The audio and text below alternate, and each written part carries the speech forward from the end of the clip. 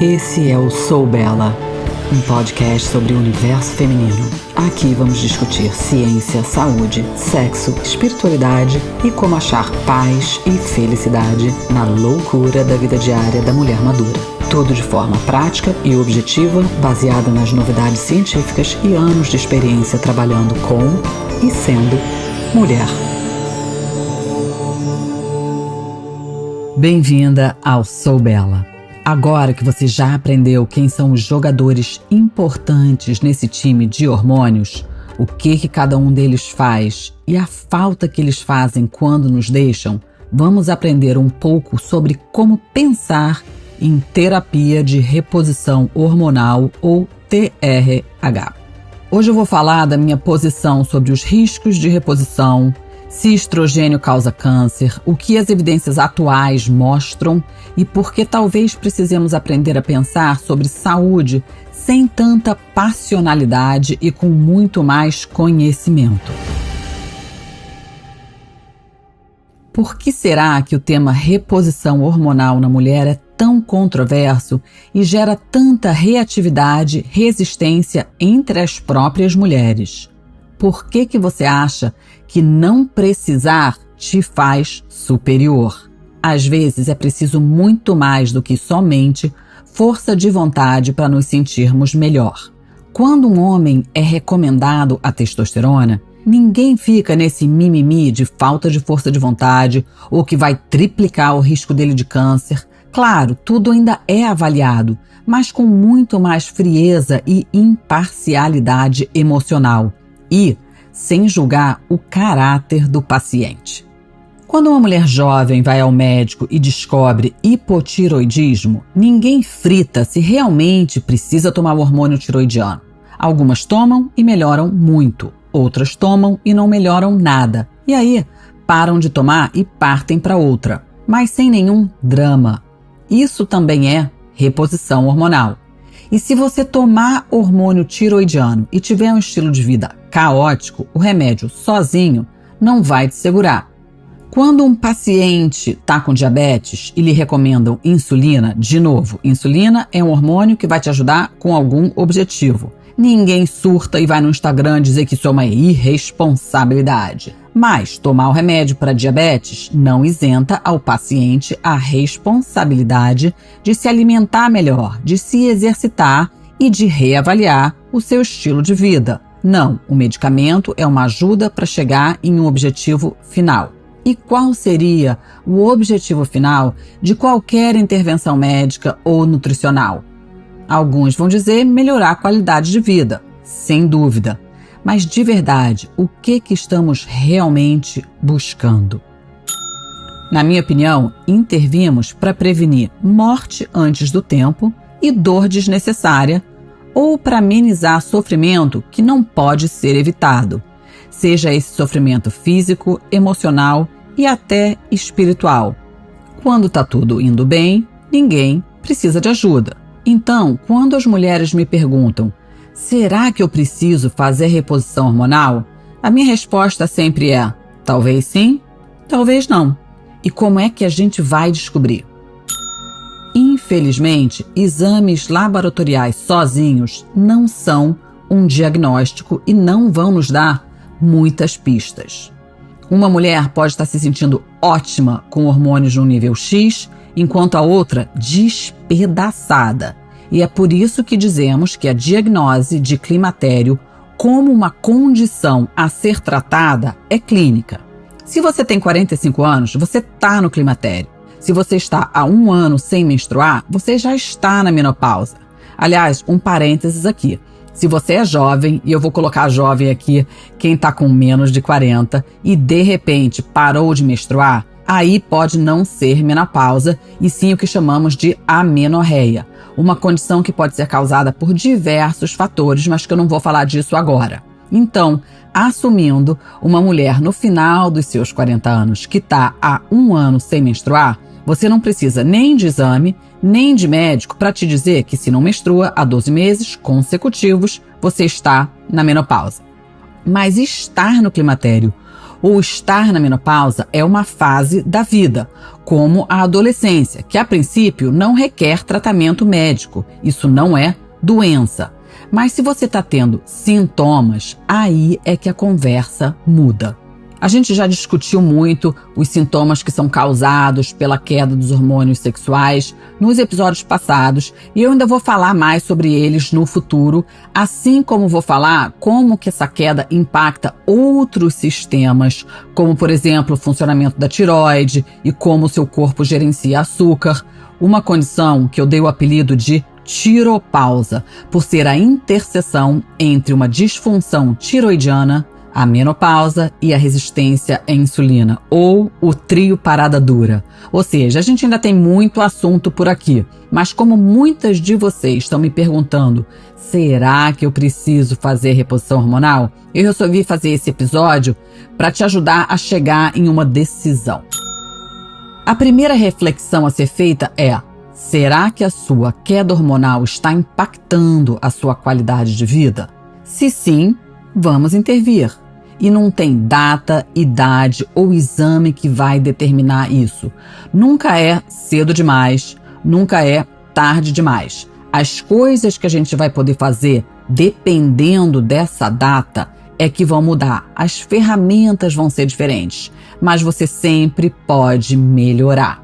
Mas se você tá ótima e nada mudou, apenas a idade ou apenas parou de menstruar, então não há nada a ser feito por agora e parar de achar pelo em ovo pode ser a melhor estratégia.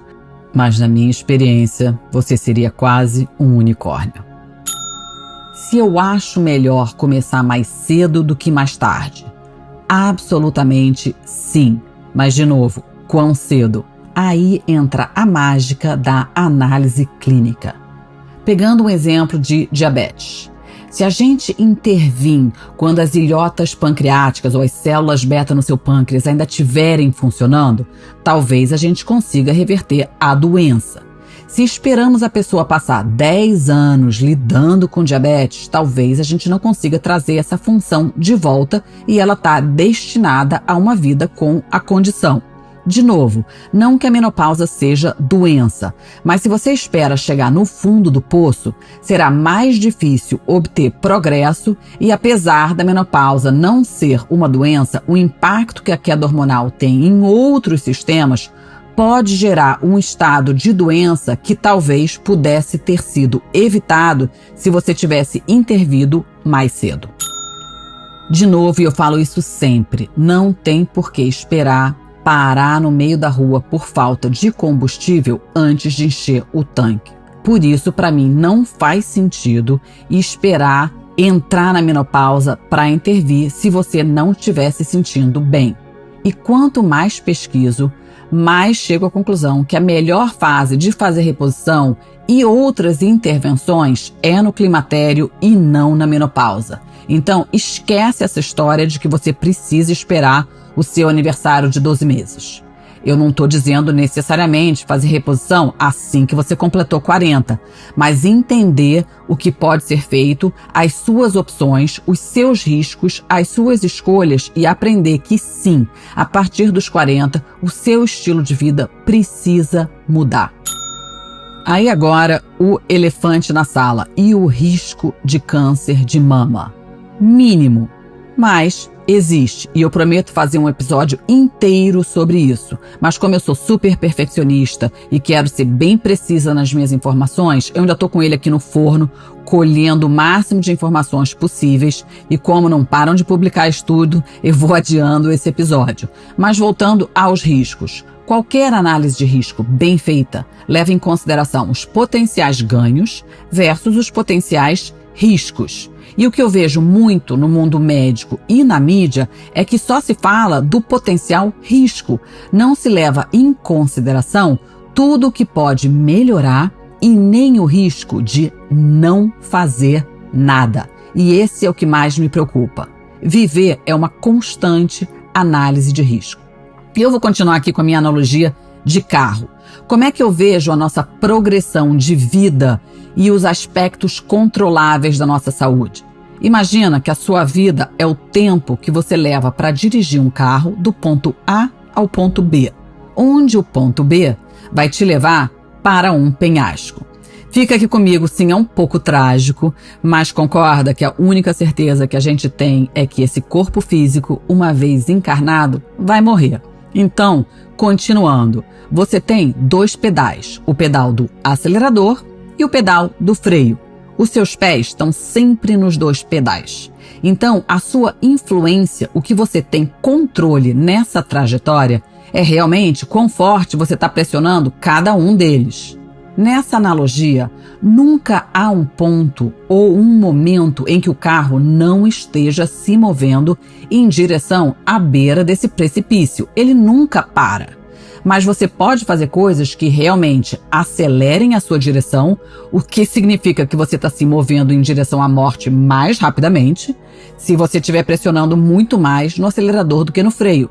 Por outro lado, você pode ter uma pressão mínima no acelerador e muito mais pressão no freio e realmente retardar o seu avanço em direção ao precipício. Sim, terão obstáculos nessa viagem que estão completamente fora do seu controle. Mas como em relação a isso a gente não tem muito o que fazer, eu vou focar no que você pode fazer, que é controlar a pressão que você coloca no acelerador ou no freio. E aí sempre a escolha é sua. Dado que esse carro nunca para de se mover, a gente vai ter também aqueles que já vieram de fábrica um pouco mais acelerados e os outros que já vieram com a capacidade de se mover mais lentamente embutidos. E esses desaceleradores podem ser genéticos, como adquiridos como seu estilo de vida e também com algumas intervenções científicas disponíveis. Ou seja, algumas coisas não estão realmente sob o nosso controle. Pegando o meu exemplo, que desde pequena tenho colesterol super alto, eu descobri que eu tenho uma condição genética e a minha lipoproteína A pequena é super alta. Então, se a gente usa o exemplo da lipoproteína A, é como se ela fosse apenas um acelerador de baixo nível de manutenção que é colocado no pedal na fábrica. Então, alguém que nasceu com uma lipoproteína A baixa tem aceleração bem baixa por default. Sem ela ter que fazer nada, o carro dela já anda mais devagar. Alguém que nasceu com uma lipoproteína A alta teria uma aceleração mais alta, ou seja, talvez eu precise pisar no freio com mais força em outros aspectos, porque o meu carro já nasceu mais acelerado em direção àquele precipício no que diz respeito a fatores de risco. E esses podem ser genético, como uma expressão do seu DNA que não pode ser mudada, mas também pode ser um estilo de vida adquirido. Fumar é um peso no acelerador que está sob o seu controle. Você escolhe se você quer carregar ele ou não. Assim como o álcool, assim como não se exercitar ou escolher não priorizar o sono. Essas escolhas vai determinar se você está apertando mais forte no acelerador ou no freio. Ou seja, temos um carro que não podemos parar, mas podemos reduzir sua velocidade por meio de alguma combinação dessa manipulação entre o freio e o acelerador para chegar mais rápido ou mais devagar ou com todos os pneus intactos e funcionando até o final. E onde é que entra o climatério nessa história ou o próprio processo de envelhecimento também? Se você está a 30 metros do final do penhasco, ou seja, já é uma pessoa mais velha, e está viajando super rápido, é melhor se preparar para frear. E a freada talvez tenha que ser bem mais brusca, nada suave ou prazerosa. Bem diferente de se você estivesse a 10 quilômetros do penhasco e precisasse calcular o freio, talvez seja um pouco mais eficiente. Ou seja, se você tem uma boa distância entre você e o penhasco, pode ser muito mais criteriosa ao usar o pedal do freio, pode brincar um pouquinho mais com acelerar e frear, do que você vai poder se você já estiver bem mais próxima da linha da chegada, não é? E é assim que eu vejo qualquer condição humana, seja diabetes, colesterol, menopausa. Sabendo que existem coisas que eu posso ou não posso mudar, eu faço de tudo ao meu alcance para pisar fundo no freio ou desacelerar mais cedo. E no momento que a conversa está em reposição hormonal, até porque a gente tem uma janela para começar esse tratamento, a desaceleração mais cedo talvez seja bem mais beneficial. Já que eu comecei a falar do assunto de janela, de acordo com as diretrizes atuais, essa janela seria de que você deveria começar a reposição hormonal em até 10 anos após a sua última menstruação ou antes dos 60 anos. Antes que você pergunte, a data de parar ainda é um tópico bem controverso. E hoje a minha posição também irrita muito alguns médicos, que é: eu não vejo por que parar ou tirar uma mulher que está tomando hormônio por mais de 10 anos por causa de idade e que está se sentindo bem só por conta de um prazo de validade arbitrário em algum estudo do passado. Mas, voltando à janela, por que a gente não começa depois de 10 anos de menstruar ou após os 60 anos? Porque foi concluído que os riscos não compensariam os potenciais benefícios de fazer uma reposição se você já tivesse uma década depois de menstruação, que o seu cérebro já teria recalibrado e que os riscos inerentes não seriam superiores a potenciais benefícios. Isso é diretriz. E eu vou confessar que não existem também tantas pesquisas que tivessem olhado a fundo nisso, e não me surpreenderia se isso talvez mude num futuro bem próximo. Mas pelo sim, pelo não, a gente segue a diretriz de que existe uma janela para começar a reposição hormonal. Mas voltando às decisões de será que eu preciso de reposição e quando começar? Se você tiver sintomas que estão afetando a sua qualidade de vida, eu acho que essa é a melhor hora de começar. E como já aprendemos, os sintomas vão muito mais, além de fogachos e pequenas irritações. E aí você vai medir os seus riscos individuais. Eu já vou abrir dizendo não, reposição hormonal bem feita não causa câncer de mama e que estrogênio não dá câncer. Ela pode sim aumentar um percentual bem pequeno do seu risco de vir a desenvolver um câncer de mama ou um câncer de endométrio, mas presta atenção nas palavras. Uma coisa é dizer que hormônio, que estrogênio causa câncer. Outra coisa é dizer que você pode ter o seu risco aumentado. São coisas completamente diferentes. E a fase da vida que temos mais estrogênio e mais progesterona é durante a gravidez. E normalmente é a fase onde temos menos crescimento de câncer de mama e de câncer de endométrio. No entanto, ao contrário, à medida que as mulheres envelhecem e têm níveis mais baixos de estrogênio, as taxas de câncer de mama aumentam. E vamos falar sobre o que mais aumenta o seu risco de câncer de mama, já que esse é o assunto que parece assustar mais as mulheres, que mais saiu nas manchetes e o que eu mais vejo de alguns médicos ao se negarem de oferecer a terapia de reposição hormonal. Você deixa de tomar vinho porque você tem medo de câncer de mama? Sabia que o risco de um consumo regular de álcool é muito maior do que o risco da reposição hormonal? O risco de dormir somente 5 horas por noite é maior do que o risco de fazer reposição hormonal. O risco de uma vida sedentária é maior do que o risco de fazer reposição hormonal. O risco de desenvolver osteoporose é maior do que o risco de fazer reposição hormonal. Algumas mulheres vão desenvolver câncer de mama? Infelizmente, sim. As estatísticas atuais são 13% das mulheres, ou seja, 1 em 8, vão desenvolver câncer de mama independentemente de reposição. Então, será que para alguma dessas a reposição hormonal seria aumentar o acelerador? Talvez. Mas, ao mesmo tempo, os benefícios que essa reposição trará para essa mesma mulher pode ser uma puta pisada no freio em outras áreas. E olhando por outro lado, se as chances são de 1 em 8 desenvolverem, isso quer dizer que 7 em 8 não irão desenvolver câncer nenhum. Eu vou falar mais nessas estatísticas já já. A gente não tem como dizer que não vai acontecer com você. E também nada precisa ser muito definitivo. Não é porque você começou a fazer reposição que precisa ficar com ela para sempre. Você pode começar, dar uma enchida no seu tanque, ter a motivação para fazer todas as mudanças no seu estilo de vida e depois parar ou continuar. Só você vai poder julgar isso. Como monitorar risco? Fazendo o que você faria com qualquer outra condição.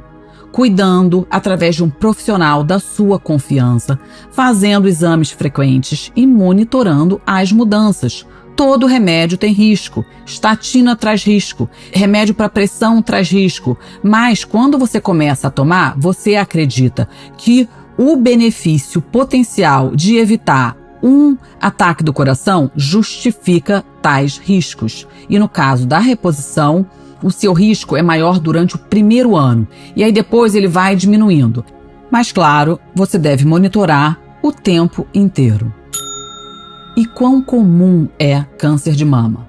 O câncer de mama é o câncer mais comum em mulheres nos Estados Unidos, com exceção dos cânceres de pele. Então é cerca de 30% ou 1 em 3 de todos os novos cânceres femininos a cada ano. Eu vou te dar algumas estatísticas e eu peguei essas estimativas do American Cancer Society para câncer de mama nos Estados Unidos para o ano de 2023. Eu vou arredondar as estatísticas e lembrando, esse estudo foi para a população norte-americana, mas eu acho que dá para dar uma ideia, uma extrapolada mundialmente falando também. Então, a previsão, as estimativas para 2023 seriam cerca de quase 300 mil novos casos de câncer de mama invasivo serão diagnosticados entre mulheres. Cerca de 43.700 mulheres vão morrer de câncer de mama. O câncer de mama ocorre principalmente em mulheres de meia idade e mais velhas. A idade média no momento do diagnóstico é de 62 anos. Isso significa que metade das mulheres que desenvolveram câncer de mama tinham 62 anos ou menos quando foram diagnosticadas. Um número muito pequeno de mulheres diagnosticadas com câncer de mama tem menos de 45 anos. Claro, isso é estatística, é média, ou seja, tem mulher que desenvolveu mais cedo e outras mais tarde. Eu peguei isso direto do Breast Cancer Society dos Estados Unidos. Já falei, mas eu vou falar de novo. Qual a chance de uma mulher contrair câncer de mama na sua vida? No geral, o risco médio de desenvolver é cerca de 13%, ou seja, 1 em 8. E qual é a tendência de morte por câncer de mama? Aí é bem menor, é cerca de 2,5%, ou seja, 1 em 39. Isso quer dizer que mesmo que você contraia câncer de mama, e claro que ninguém quer isso, mas contrair não significa que esse câncer vai te matar. As taxas de mortalidade por câncer de mama têm diminuído constantemente desde 1989 e há para um declínio geral de 43% até 2020, essa estatística. Então, acredita que a diminuição nas taxas da mortalidade seja um resultado de encontrar o câncer de mama mais cedo por meio de uma triagem e uma maior conscientização, bem como melhores tratamentos. Ou seja, você tem que monitorar.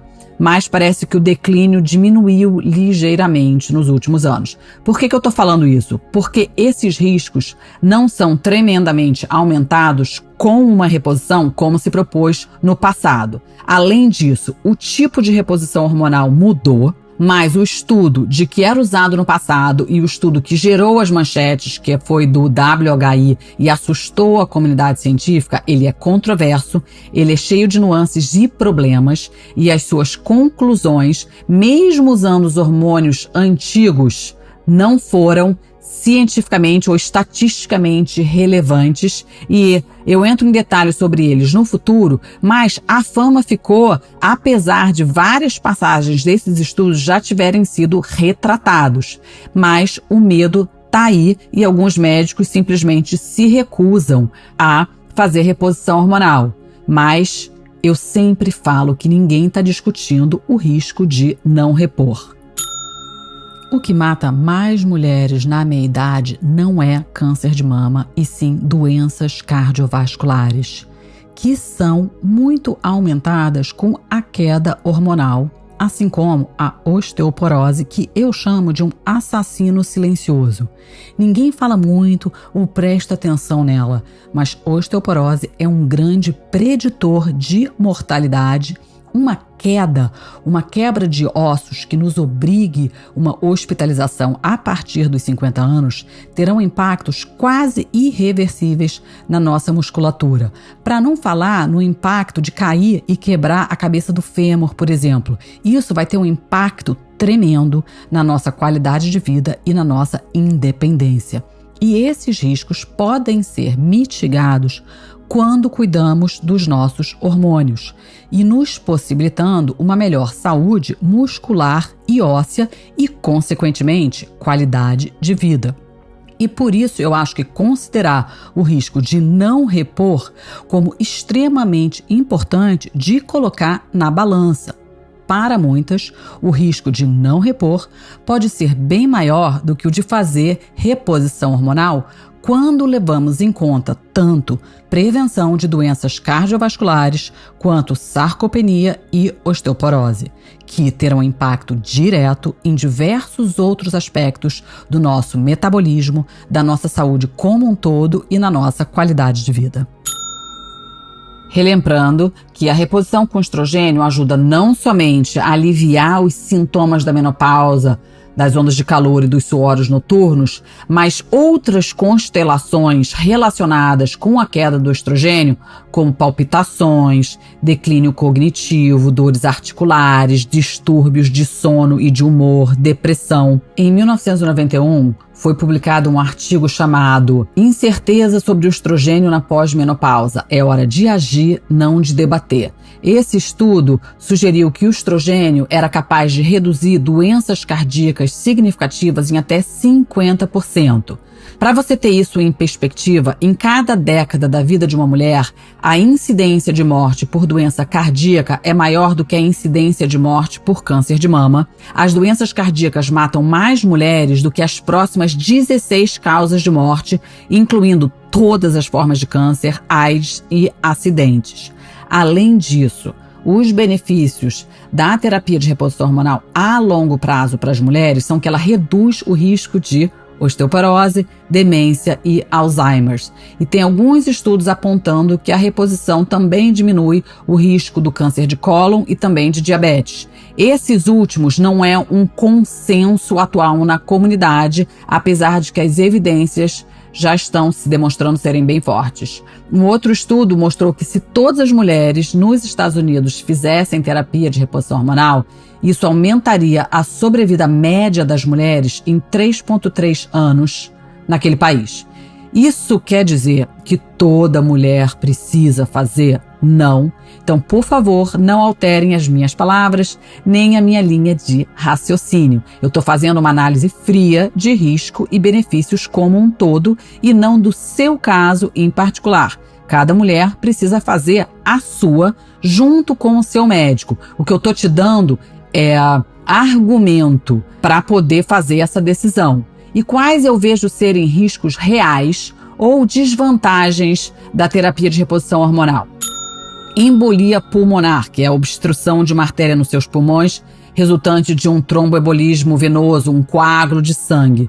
E qual é a magnitude desse risco? O risco é pequeno, mas um coágulo de sangue em uma veia em alguma parte do corpo, tipo a perna, por exemplo, geralmente não é muito grave, a menos que um pedaço do coágulo se rompa e vá para o pulmão. Mas aí, uma embolia pulmonar pode ser fatal. A incidência disso é pequena, porém mata imediatamente. Ou seja, esse é um risco significativo e o suficiente para que, se uma mulher tiver essa condição ou estiver tomando algo que possa predispor a esse tipo de coágulo, isso realmente deve ser levado em consideração antes de você começar a terapia hormonal. Outro risco grande também é para quem tem histórico de pedras na vesícula, já que os estudos são estatisticamente relevantes, demonstrando que a reposição hormonal pode impactar aqui. A colocistectomia, que é a remoção da vesícula biliar, nas mulheres que estão fazendo reposição, é um achado relatado com frequência, ou seja, se você começou, essa outra parte da sua saúde deve ser monitorada, e eu já falei mais sobre isso no episódio 17. E o que a gente sabe sobre estriol e testosterona? Estriol, a gente não tem nenhum estudo em larga escala sobre ele, mas normalmente também ele é usado na vagina e não sistêmico. Então eu evitaria estriol sistêmico ou oral e ficaria só na aplicação vaginal dele mesmo. E testosterona, sim, tem sido associada ao desenvolvimento de câncer de mama. Ele pode mostrar alguma estimulação do crescimento de câncer de mama e isso também deve ser observado com muito cuidado. Se você escutou o meu episódio passado sobre testosterona, deve ter notado um pouco de hesitação. E eu, pessoalmente, não uso. Mas, de novo, eu acho que falta evidência suficiente para afirmar que sim ou que não. Mas, no meu corpo, eu ainda não me sinto confortável com ela, mas desde já me reservo o direito de mudar de ideia no futuro se houverem evidências suficientes que me convençam ou caso eu imagine que os benefícios potenciais valham o risco. Mas por hora eu reponho somente com estradiol transdérmico e progesterona micronizada via oral. E aí o que você tem que prestar atenção? Você fuma? Você bebe? Você tem o Gembraca? Você já teve câncer? A sua mãe ou a sua irmã teve câncer? O seu câncer foi dependente de estrogênio? Você tem doenças cardiovasculares, trombose, pressão alta, tem comorbidades? Essa análise de risco é individual como tudo. Eu sei que muitas de vocês foram informadas também que não podem fazer reposição hormonal de jeito nenhum. Algumas de vocês realmente não devem. Mas um grande percentual talvez se beneficie de uma segunda opinião e eu espero que agora você tenha conhecimento para fazer as perguntas certas e poder descobrir os seus riscos reais. Eu prometo fazer um episódio sobre outras opções que não hormonais para aquelas que realmente não podem ou não querem repor. Mas, no geral, dizer que reposição hormonal com estrogênio causa câncer é errado. Existem constelações de fatores conhecidos e muitos ainda desconhecidos do que causa câncer ou não. E de volta, como a mídia ou a sociedade ainda lida com reposição hormonal feminina? Como se fosse frescura de mulher ou medo de envelhecer, que deveríamos ser mais resilientes, reclamar menos e suportar mais. Quase que como se a mulher que recorresse à reposição fosse fraca. Afinal, a única coisa que está em jogo aqui, seria a sua qualidade de vida. E sim, foram essas as palavras que eu ouvi de um endocrinologista americano quando eu reclamei e perguntei se eu era uma candidata à reposição hormonal após listar as minhas queixas. E tudo bem, eu era jovem. A resposta dele foi uma balançadinha de ombro e a frase: se você realmente acha que precisa, afinal toda mulher passa pela menopausa e as suas queixas são totalmente normais. Mas se você quiser melhorar somente a sua qualidade de vida, aí ele deu outra balançadinha. Eu nunca me esqueci disso, nem dele. Talvez eu tivesse imprimir a fotinha dele pro meu jogo de dardos. Não, qualidade de vida não é luxo. Mas como é que a gente consegue definir isso? Se você não se sente a mesma, ou acha que algo não está no lugar, que a sua motivação, a sua energia, a sua percepção de si mesma estão afetadas, eu acho que isso já é um afetamento na sua qualidade de vida. Se você não consegue mais fazer as coisas que te fazem feliz, que te dão prazer, ou até mesmo manter as suas responsabilidades do dia, bem, então a sua qualidade de vida está realmente afetada e você não deve ter nenhuma vergonha em querer mudar isso. Será que o problema são os seus hormônios? Eu não sei, mas se você já tem mais de 45, eles certamente farão parte do quadro total. Tomar hormônio somente e não mudar nada mais vai resolver? Não. Vai ajudar? Talvez. Talvez ajude a te motivar ou te dê combustível para criar mudanças reais e necessárias para você se sentir melhor. Dormir bem é fundamental? Claro, mas e agora se a queda hormonal está afetando a qualidade do seu sono? O que fazer? Trabalhar nas duas coisas. Trabalha na higiene do sono e olha para os hormônios. Fazer exercício é fundamental, mas agora você tem menos energia, menos motivação e mais dores. O que fazer? Trabalhar em aprender novos movimentos, aprender a descansar, e a se recuperar para ter mais energia, para fazer mais exercício, descobrir novas modalidades e também trabalhar no aspecto hormonal para conseguir tudo isso. Construir músculos vai ajudar seus hormônios? É quase que uma pegadinha, porque agora a queda hormonal vai dificultar a construção de músculos, ou seja, será preciso aprender uma nova maneira de fazer exercícios e aprender a se alimentar. Eu já falei de tudo isso em outros episódios do podcast. E parar de criar desculpa. De novo, tudo depende do seu objetivo. Você quer um corpo saudável, você vai ter que se alimentar bem, você vai ter que comer mais proteína do que comia antes. Sim, criar hábitos diferentes serão necessários se você está precisando mudar o status quo. Se você está se sentindo mal, tudo que você está fazendo hoje talvez não esteja funcionando. Talvez tenha que comer coisas que você não gosta para conseguir o que você quer. Vai ter que olhar para a digestão, porque tudo isso vai influenciar a maneira que você metaboliza os hormônios externos se você começar a tomar, ou a sua capacidade de gerar e de lidar com a queda hormonal se você optar por não repor. A sua capacidade de gerenciar o açúcar do sangue vai estar afetada. Então, isso também significa que você vai ter que se alimentar diferentemente, mas talvez a reposição te ajude a manejar isso. Então, quer dizer que tomar estrogênio, que tomar progesterona vai resolver tudo? Claro que não, mas pode te ajudar em todos os seus outros esforços. Nessa fase, a gente vai precisar aprender a gerenciar o estresse melhor. Mas se o desequilíbrio hormonal está impactando os seus neurotransmissores e agora você está com uma ansiedade descontrolada, o que você vai fazer? Tudo. Você vai fazer terapia, vai aprender a respirar, a se conectar, a meditar. Mas isso não quer dizer que tomar os hormônios não façam parte desse quadro também. Talvez seja preciso reavaliar os relacionamentos. Às vezes, nos damos conta que a gente não está mais afim de lidar com certas pessoas ou situações só porque sempre fizemos. Então, ligar o foda-se pode te ajudar, mas você vai precisar também aprender a lidar com as consequências desse foda-se. Então, às vezes, sim, a razão da sua falta de motivação ou inspiração é um casamento falido, mas talvez lhe falte força para encarar isso de frente, ou você se dá conta que seus amigos já não têm mais os mesmos valores que você. Talvez você precise de um novo grupo de amigos. E no campo das amizades, a minha sugestão é se relacionar com pessoas de idades diferentes, com ideias diferentes. Eu me sinto feliz indo ao show da Taylor Swift cercada de adolescentes, como caminhando na praia com a minha turma dos 70. As minhas amigas mais próximas estão na casa dos 40 e assim vai. Dessa maneira, a gente desenvolve tolerância, flexibilidade mental e uma apreciação pela nossa própria experiência vivida, pela dificuldade da juventude e nos lembramos que viver é complicado em todas as idades e que se voltar no tempo não é possível, que contemplemos a nossa finitude com graça e bom humor.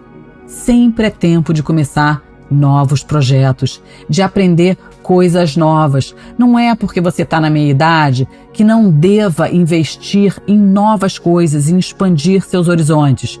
Eu, há um mês de completar 50 anos, comecei a aprender levantamento de peso olímpico e ginástica olímpica nas barras. Eu sou uma prega, mas eu tô lá dando gargalhada e me sentindo como uma garota de 15 anos. Eu tenho uma cliente muito amada que com 70 anos está fazendo mestrado em psicodélicos. Ela é a minha musa e me fez mergulhar ainda mais nos meus estudos. Manter o cérebro vivo vai te dar vida, vai te dar saúde. Lembre-se, a vida só acaba quando termina, no final do último sopro, e que a gente possa fazer ele ativa, satisfeita e com um sorriso no rosto. Para finalizar, lembra que tudo passa pelo sistema nervoso. Então, aprender a acessar o modo de relaxamento é fundamental para hormônios e para a saúde como um todo. Não existe cura num corpo continuamente bombardeado pelos hormônios do estresse. E cada pessoa tem a sua forma pessoal de se conectar consigo mesma, de achar a sua paz interna.